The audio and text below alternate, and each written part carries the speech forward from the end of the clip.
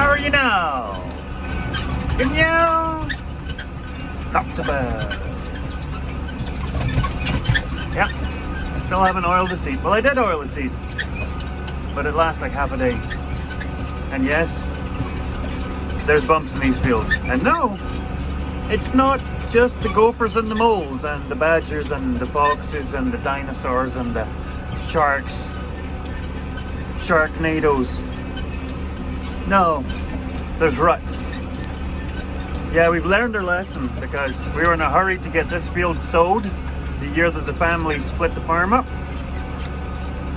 And so instead of getting this field cultivated, we sowed straight into the canola stubble from their previous year. Wow, words are hard for me. Okay. So yeah, there was sprayer ruts left in the field. Oh my gosh, this is doing my head in. Anyway, thank you for clicking on the video. Welcome back to another episode of Piper Dog and what will explode this week. So, this is Tuesday. You might have just already watched the video. So yeah, Bale trailer is currently marooned in the field with no hitch. The bale picker is one step closer. I actually have the rear shaft. Oh my gosh. Okay, I need to sit forward. That's better. The rear shaft, I have straightened it, so it's just a mount and then put the brace on it. This thing is back running. Yes, last night in the video, I don't know if I talked about it, it came apart. There's an adjuster at the front that holds the basket up. It came out of the adjustable ball leveling thing. I don't know what it's called. Anyway, it dropped. The whole thing went into the cabbage. It's fixed, as you can see. So, update on this from the video that you have just watched. Well, maybe a week ago. It confuses me. Anyway, so what has happened? What has transpired? Well, for the most part, this tractor is better. It's not fixed, but it's better. This tractor has an issue with, in one of the previous videos where it showed you I was replacing O-rings and trying to fix leaking hoses and fittings and things.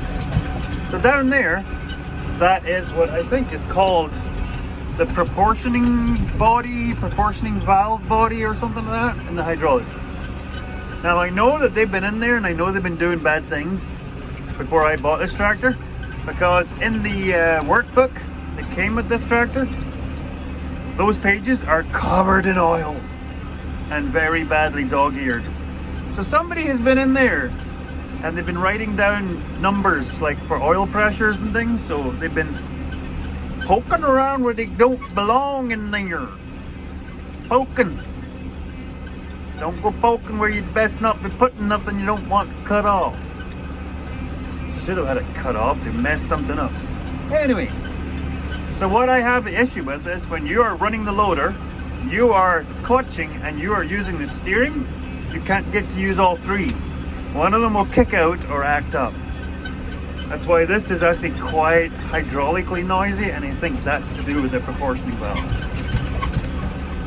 So in the previous video, this was having clutch issues. We thought it was that lower switch on the clutch pedal was part of the there's a word for it. Like I said, words are hard, okay? It's too much pressure. So yeah, the switch, that actually wasn't the problem. The new switch arrived, thanks to Chris and his mum up there at Shoal Lake Farm Equipment. The new switch arrived, which was not the switch that I had ordered. Thankfully, the switch that I had ordered wasn't the one that arrived. Because the switch that I was looking at wasn't actually anything to do with the clutch. That's actually the startup switch to make sure you have your foot on the clutch. That's yeah, that's that switch. the switch that I needed was a switch at the top, which is this guy. So yeah, this is the old one, obviously. So yeah, apparently, proximity switch. Hey, thank you. I know somebody who was out there yelling at me. Proximity switch. So yeah, that's what it was. So now, this is not like an epileptic elephant on Red Bull when you go to pull away after you have changed gear. So that took way longer to explain something very simple in Piper Doug's world. Yeah. So, needless to say, we're back at the raking. Sprayer rut. And yes, we had a little sprinkle of rain last night, and they're talking a proper amount of rain on Thursday. So this is Tuesday. So this stuff here is not quite cured down. As you can see, there's still some brighter green spots, but where it's light, it probably could be baled. So what I'm doing is getting it raked up today. Then it's got the rest of today and tomorrow to cure. And then hopefully by later on tomorrow, I will be in here baling like an absolute mad case, and I will bale into the night. Not really sure, they haven't really said when the rain is supposed to arrive, but all bets are off. So we will get done what we can get done. We'll take the rain even if it comes down on some cut hay, because we need the rain. Anyway, I'm blabbed on way too long. I'll probably edit this part of the video down, because that's not fair on anybody. See you in the next clip. Another day, another dumpster fire. Nothing today so far. So, we got Liam down there. He's gathering the bales off the North Dam field. And we're getting into her today. So today is Wednesday. Some day in August, I'm not really sure. I think it's still August. So, calling for rain tomorrow morning. She is cloudy all around. I think I just spied that one of my neighbors has started combining. Because they were doing the whole like, oh yeah, sure, it's going to rain now that we're going to start rolling combines out. Figures. So yeah, we're going to have a right good bash at this field today. Hopefully, we'll get her wrapped up. I was done raking this at about 20 past 11 last night. So hopefully it'll have the whole day.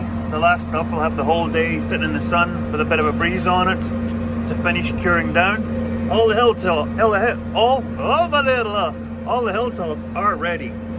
It's just the low spots are a little bit green still in the stems, but they're good. So, making bang up bales though. So got the headlands off the silage field, they're done. Back here. And yes, the snow catchers look tremendous. And it confuses all the people driving by. All you see is brake lights and people slowing down, and tire marks in the gravel are all swerving everywhere. They're like, what is he doing? Wasting ground, look at that. People needing to feed the cows and he's just leaving it out there. Yeah, no. So yeah, I'm gonna be at this flat out today. Hopefully make, like I said, the bale to the acre. I'll be happy with that for a second cut, especially on a drought year. And then if we get this rain tomorrow, which we are, yeah, she'll come back. Because only being the end of the first week of August, there's still a full month of growing season left. So we should see something. Fingers crossed. Anyway, I better concentrate. Trying to keep these two rows inside this mega wide, so we'll bring you back later. All done and did. So, tally, second cut on the big field. We didn't make the one bale to the acre, but you know what? That's entirely okay. We got 115 bales off of 155 acres on our second cut, and it's the 9th of August. So we still got at least another month of growing season before things start to slow down. So there will be a third cut, and they are giving us real strong numbers for tomorrow's rain. So things are looking really good. So yeah, this stuff here, the majority of it was bone dry, and then whenever it was like really heavy, it was bordering on green. So it'll even out, but we'll keep these bales for ourselves. We'll set them up, let them sweat out, they'll be just fine. Like in the low spots where it was super heavy, it was bordering on 30%. But here's the funny thing is, I've baled stuff at 30% before, and I've never had it go off on me. As long as the whole bale is not 30% and you're not packing the bales super tight, they will breathe out. One lonely farmer did a really good video on this, on when he was baling up some of that low quality hay for the mushroom barns. And he was even saying like stuff that was in the 40% mark. By the time it sweated out, as long as you weren't stacking them tight, they wouldn't heat on you and create enough to go on fire. They would sweat out. Now they're not good quality. That's really low quality stuff. But this stuff here, like I said, we've done 30 stuff in the low 30s before, and it keeps us fine. But this stuff here was not all 30. Like maybe a quarter of the swath was getting up into that high 20s. So like I said, we'll set them out here and let them air before we pick them, and we'll keep them for ourselves. So yeah, another late night for this guy. Head home, get my porridge. See you in the next one. You can make that out. A mother and a calf moose. Right in the center of the picture. Mum, there you go, there's mum to the left. Baby just coming up to the right. A couple of miles from the Shire.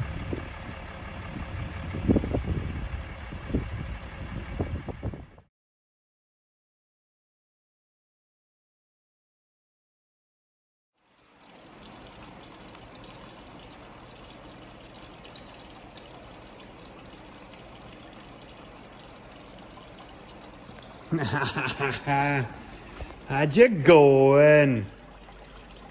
Yeah. So, joyous of joy, McJoy pants. It's damp out there, guys. Oh my gosh, it's damp.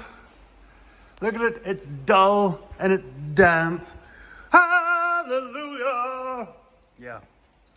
That might have been a bit loud, but probably somewhere around about that 1/4 inch.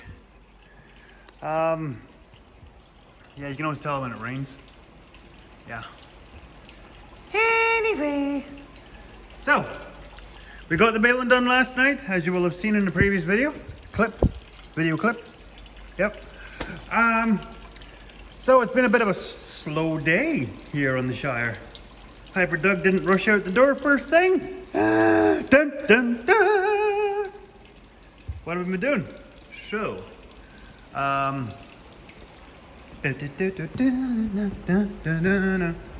to figure out what to do with this thing.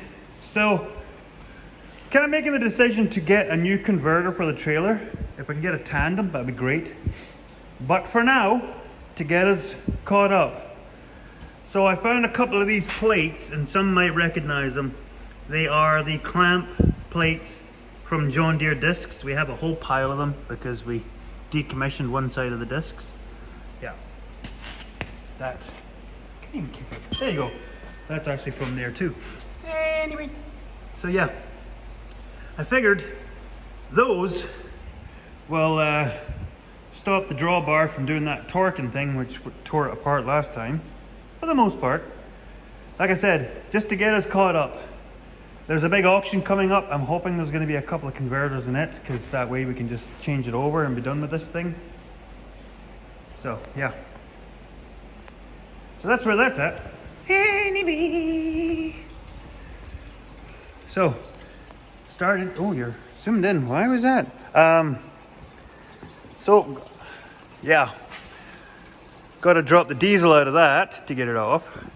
Got to drop the coolant out of that, get that off. Pull the wheels off. Wangle the axle back out that we just put on. Back out, and then we'll jack up the, block up the engine till it's equal with the loader rails. And, oh yeah, once that's off, we're going to take the pump off. And at that point, we should be ready to drop this off. Yeah. All going well. So, we'll bring you back when it all falls over in a pile and bursts into flames. I gotta go pee now. Well, my OCD got the better of me. I couldn't wait. So, brought the slip tank and the pump from the back of the truck in and pumped the tank out. And what I can only guess as a tank that's never been out of the tractor ever in its life.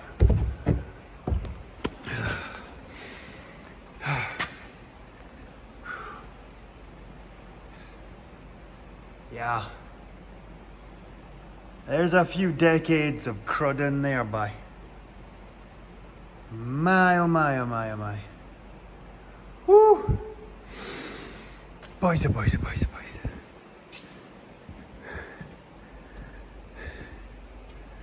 Now, there are tractors with worse fuel tanks to remove than this.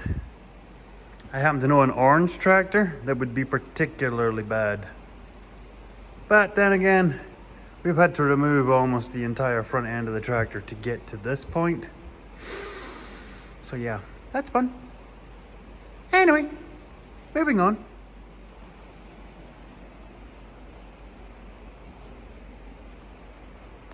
There you go. Not bad for a first rain day. And I haven't a clue what I'm doing. I shouldn't even be in here. I'm just taking stuff off till it falls off. Pretty much. So the big part, like everything else is all fairly self-explanatory. But the one part that I'm actually having a hard time with, and if you can all just yell out when you understand how this happens, is I've got to feed these hard lines back out through a hole like that over here. And there's an elbow and an elbow, and so, yeah.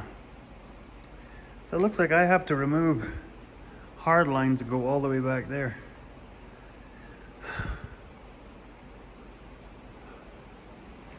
And I was just showing Mrs. Piper Doug. All because of this. Yep. All because that needs to go back onto that part.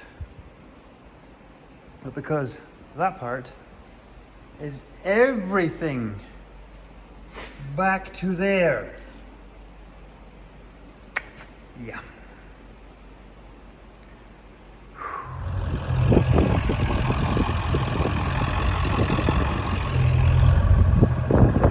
It's back on. Didn't set fire to the bales.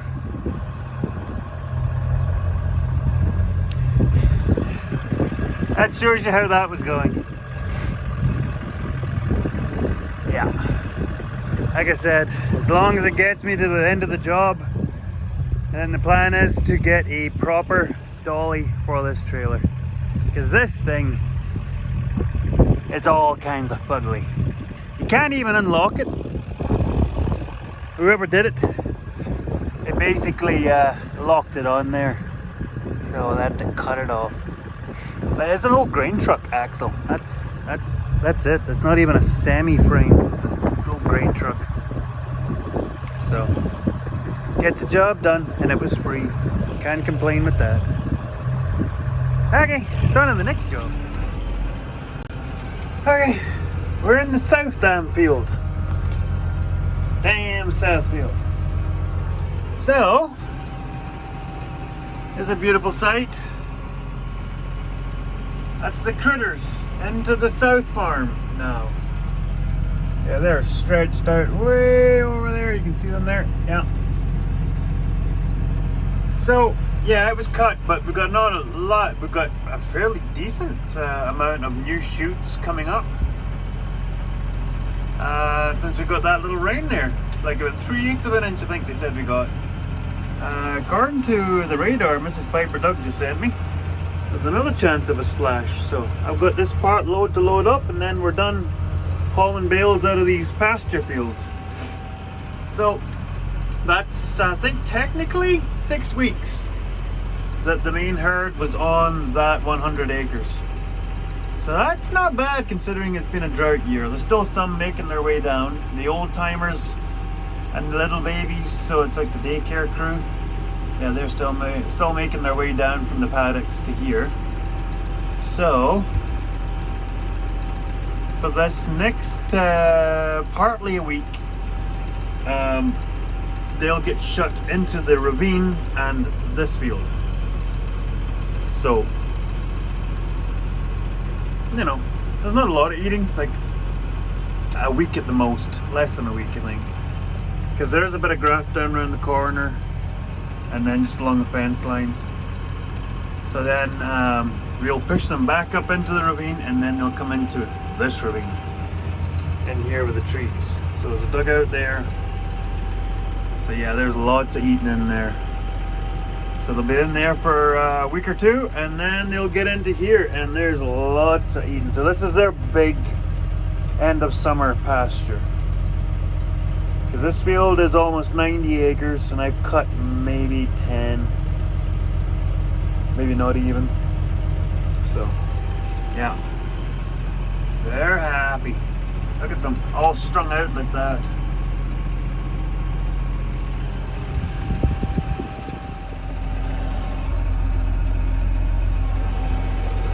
It's funny, it's this time of year, which is technically smack bang in the middle of August, halfway point, that you can really tell where the old south farm used to be. See, this is called the Scott section, kind of ironic, and where our farmyard is the Scott farmyard. But there was a second farmyard on this section right here. And I don't know if you can make that out. It's kind of a bit of a platform. Now, yes, I've been driving back and forward on it. Oh yeah, this thing is still quite atrocious, but it's still working, so we'll leave it at that. So yeah, you can kind of make out there's a bit of a platform. And plus, not much grows here. As you can see, it's quite sandy. So yeah, there never was a yard here since we've been here, and we've owned this piece of land since we moved here in '95. There was a piece of ground here that was called nuisance ground. It wasn't worked, it wasn't cropped, it was just grass and some scrap metal sticking up out of the ground. So we had it cleaned up, buried, but like it was never landscaped. But yeah, it was funny because Liam, while he's home, you know, we have been trying to give him some free time, not just work him completely to the bone. He found some of the old history books that we have from the area, because there's one for Canton and then there's one for the town near us, little town, called Harding. And so he was reading through that and he was getting a kick out of seeing some of the names that he remembers, because he worked part-time at the local co-op. So he got to meet a lot of people he'd never actually really spoken to as a kid growing up. So yeah, he was kind of going through the book and figuring out where all the home farms used to be and how all of the family farms were big brick houses originally, and there's hardly any of those left. Kind of sad. but they're I think they're really expensive to retrofit to modern plumbing and electrical. So there's a couple still around. So yeah, he was looking it up and finding out about there being more than one family on this section. Now that was modern history, like post Second World War. As some of you might know who are from North America, turn of the century, like First World War, there was a family on every quarter of a section. Because at that point you wouldn't have had many big operators. So yeah, it's kind of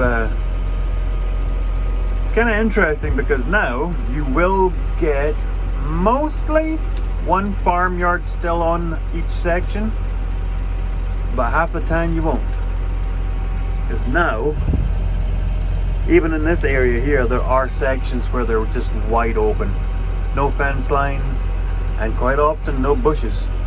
And now with the modern technology, tile draining, there's no sloughs or anything to go around, they're just wide open. So yeah, a little bit of history from the Shire. Back to home in Bales. That was too funny. I just took a walk over here and talk about irony. Where is it? There it is. There you go. Yep. Whenever you're doing cultivating, you'll always know where the farmyards were. Bricks and shoes. That's the weird part. You'll find bricks and sometimes dressed fieldstone from either a wall or a fireplace, and you'll find the rubber soles from shoes. It's very bizarre. And also scrap metal. And there you go. Shoes. Yeah, it's the damnedest thing. You'll find, like I said, bits of rod weeder chain, sickle blades, random bits of tin. But for whatever reason, because I've run tens of thousands of acres of seeding, tens of thousands, and yeah, I always know where the farmyard. There you go. There's another one. That's an old one too. Yeah. You'll always know as soon as you pass over it with the air seeder, because you'll be picking up stuff on all the shanks, all the openers. So you always stop, clean it off, take a walk around, fill up a couple of oil pails. You always keep a couple of pails on the air seeder, because you will fill it. So yeah, there you go. That wasn't even a setup. Oh yeah, and broken glass. Yeah. Back to work.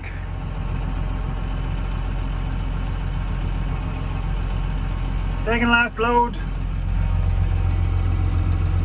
Last load. So yeah, this week on the old Piper Doug channel, we got a little bit of rain. I think between the little showers and the one big shower we had, I think we might have just almost managed to get a half inch out of that. I know it's not nearly as much as what old BCP trucking got, but we take what we can get. And I know the grain guys, like there's Melvin over there, they're happy, because they'll be looking at it like, well, we don't need any more rain. The damage is done to our yields. So yeah, say we don't have any hills. That one right there is probably, oh, it's probably at least 40 degrees. But it's not a very big hill. Yeah, our section is quite nice because it is a little bit rolly. We have undulations. So I could technically be getting back to cutting, because you look right there on the silage field, there's a lot of stuff there to cut where it's good, like 50% of the field is good. And then down here also, you see where my tracks are from picking the bales. That's some good regrowth. Anywhere that's heavier grass, it just stopped growing. But the alfalfa, it's going really good. But where there's no alfalfa, there's nothing there. But there's still plenty there to cut, which is good. One thing I notice about the way we have our grazing set up, that's why we always like to keep the animals having an old field and a new field when they're grazing, is because they are migratory. It's quite weird, because last night they were all the way down there. I don't know if you saw that in the previous video. They were all the way down there. They just kind of hung out there.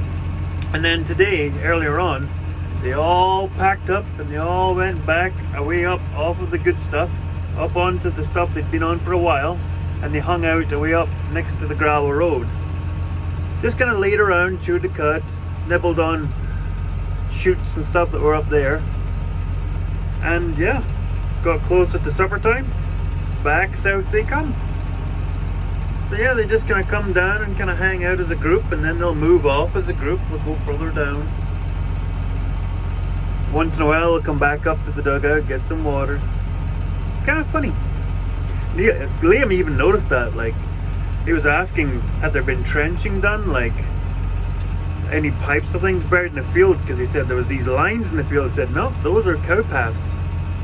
They have been worn to they're quite substantial. So, yeah. So maybe by next episode we will be back cutting. Because it is flowering. So it's pretty much good to go, get after it. And by the next episode, these guys will be up out of that field, and then we'll shut that field to let it come back for the end of the year. They'll go back into the ravine, and then they'll come into the south ravine. So then they'll be running in the two ravines so they can migrate, but they'll be shut out of the top field. And they'll be in there for a while, and then they'll be into the big field. And that's because end of the month, we're taking Liam back to Thunder Bay, so Piper Doug's having to take a couple of days away from the farm, but we've got a neighbor coming to look after the place. So, yeah. Well, thanks for clicking on the video, everybody. And keep the comments coming. I love to read them. And I will get back to you. I promise I will. Sometimes I'm right away, sometimes it might be a few days, but I will reply to all comments. And yeah, if you like the video, hit the thumbs up. If you haven't subscribed, get on the old subscribing. It's nice to see my subscribers are slowly climbing. I get that 1 or 2 every video, almost like it's organized. So yeah, thanks for watching. Me and the crews and the family will see you in the next one. Teddy bye.